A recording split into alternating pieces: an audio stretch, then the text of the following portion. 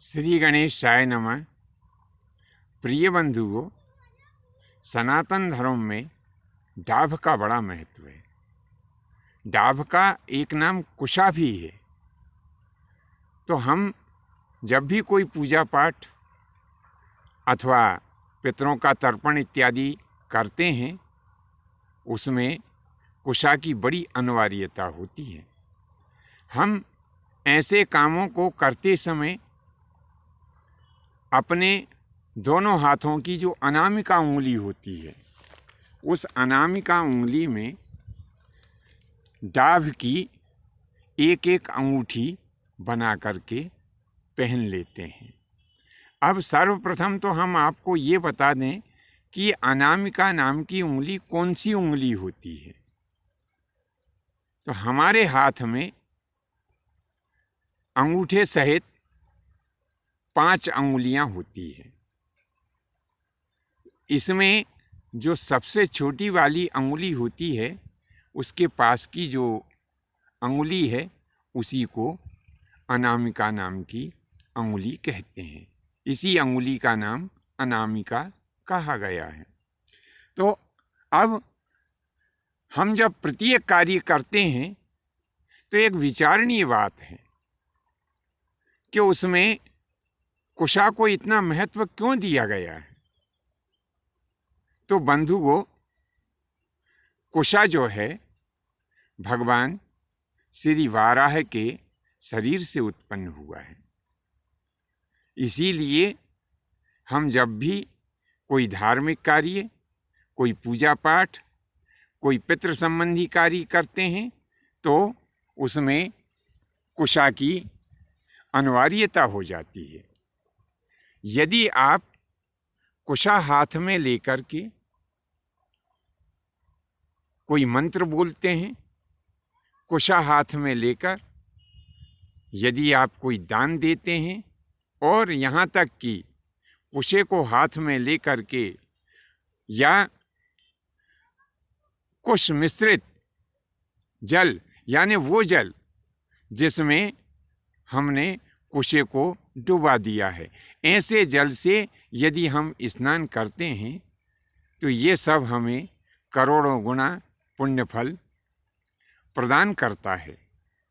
इसी भावना को ध्यान में रखते हुए हम जब भी पितृ तर्पण करते हैं तो उसमें विशेष रूप से हम कुशे के द्वारा ही अपने पितरों का तर्पण करते हैं।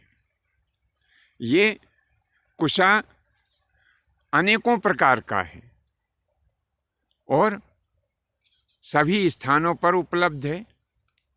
आज हम आपको बता रहे हैं कि कौन कौन सी वनस्पति कुशे के रूप में प्रयोग की जाती है। तो सर्वप्रथम तो इसमें मूल जो कुशा है, जिसे हम डाभ कहते हैं, तो सर्वप्रथम पहले स्थान पर तो इसी डाभ को लिया गया है। दूसरा स्थान मूंज का है। मूंज का है। अब ये मूंज क्या होता है, इसका एक नाम मोइया भी है।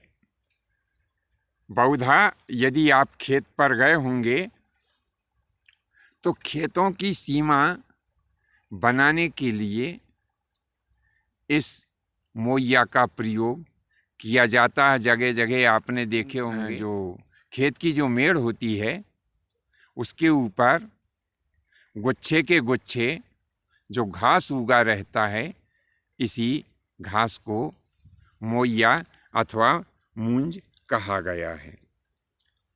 तीसरा, ये जो कास होता है, ये भी कुशा की श्रेणी में आता है। यदि आप लोग नहीं समझ पा रहे हों तो हम आपको बता दें कि यह वनस्पति भी खेतों में ही होती है और इसके पत्ते बड़े धारदार होते हैं। यदि हाथ और पैर में जरा कहीं लग जाए तो खून भी निकल आता है। दूसरी पहचान हम आपको बता दें कि वर्षा के समय में इसमें सफ़ेद रुई जैसे फूल निकलते हैं। तो इसी वनस्पति को कास कहा जाता है। चौथा स्थान है दूबा का। सब जानते हैं, पूजन में भी सबसे प्रथम गणेश जी की जो पूजन होती है उसमें दूबा अति अनिवार्य होती है। और पांचवा स्थान आता है जो जौ का पौधा होता है। अब जौ क्या होता है? गेहूं के समान गर्मी में पैदा होने वाली यह एक फसल होती है। और जब हम हवन या यज्ञ आदि कार्य करते हैं तो उसमें जो इसके बीज होते हैं इन्हें जौ कहा जाता है। तो पांचवा स्थान जौ के पौधे का है। छठा स्थान पत्ते के सहित जो कमल नाल होता है, ये जल में पैदा होता है।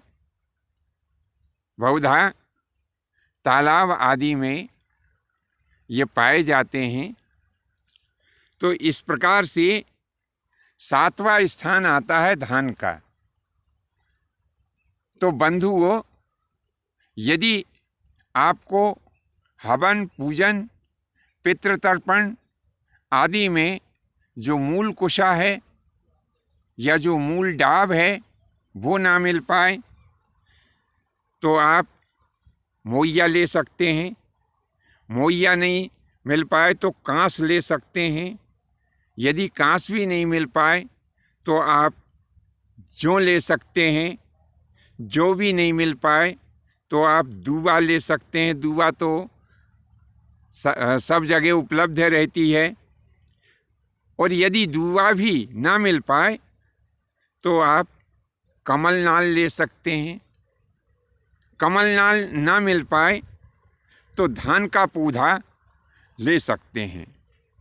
तो ये 7 प्रकार की वनस्पति जो बताई है, ये सातों वनस्पतियाँ डाभ के श्रेणी की वनस्पतियाँ हैं और एक दूसरे की पूरक हैं।